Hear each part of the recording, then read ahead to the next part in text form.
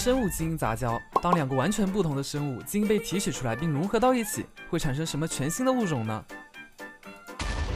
第一个，羊头和蜘蛛，一个哺乳类的生物，一个节肢动物。当它们的基因被融合之后，就会产生一个全新的物种——驼头猪。不过怎么感觉不太像是融合呢？这不是单纯的把羊头的头移植上去了吗？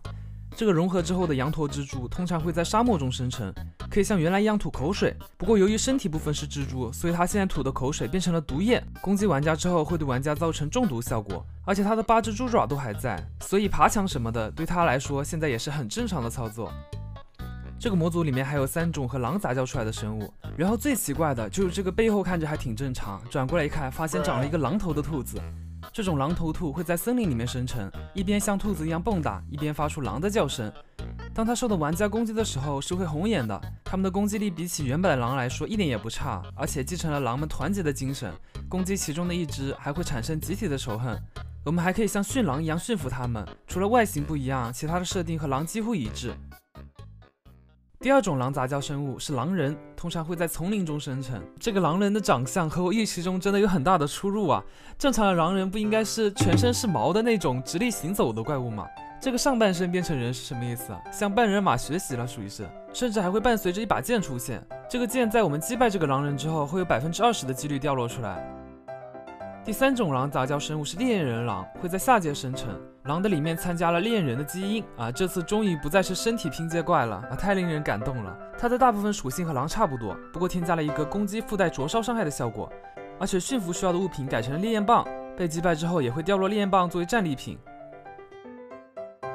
除了狼类，地狱还有另外2种杂交生物，猪灵和脑鬼是2个体型相差悬殊的物种，它们的基因结合之后就会产生一个背后长着大翅膀的猪灵，并且继承了脑鬼可以无视地形的能力。好家伙，这个就有点太无敌了，一边飞一边拿着剑砍，还可以穿墙，而且他原来对金子的喜爱也没有了，我们没有办法用金币和他交易，也没有办法用金鞋子和他保持友善，在地狱生存的难度大大增加了。然后是地狱的最后一个生物——苦力怕猎人，这也是个基因融合非常彻底的生物，它可以像猎人一样发射烈焰弹，还可以像苦力怕一样发生爆炸，同时拥有2者的强力技能，而且爆炸的威力还被超级加倍了。左边这个是猎人苦力怕爆炸出来的，右边这个是普通苦力怕爆炸出来的。当他被击败之后，可以同时掉落猎人和苦力怕的2种战利品。苦力怕还有一种末地的版本，它是末影人和苦力怕的结合。我原本的设想是它可以瞬移到玩家的旁边，然后突然爆炸。不过好像是我想多了，它只是单纯的移动速度变快了很多，甚至为了平衡这个属性，爆炸的威力也削减了不少。而战利品同样是有火药和末影珍珠，这个就非常 nice。然后是幻翼狐狸，这是一种拥有幻翼皮肤的狐狸，我们可以用肌肉或者骨头驯服它。不过貌似没有幻翼的其他属性啊，它可以帮助玩家战斗，在这个模组里面算是比较普通的生物了。然后就是最后一个了，寻声守卫末影龙版，它长着末影龙式的尾巴和翅膀，现在会在沼泽中生成。不过原本用声音来追踪猎物的设定被取消了，虽然它没有眼睛，但是现在还可以像普通怪物一样找到玩家。而它也没有原来的寻声守卫这么强力了，毕竟之前那个寻声守卫可是有500点血量的，比末影龙还高。现在它只有区60点，我不穿装备都可以用剑轻轻松松的打败把这个强力还是强力的哈，不会被击退，而且手又长，还是挺难打的。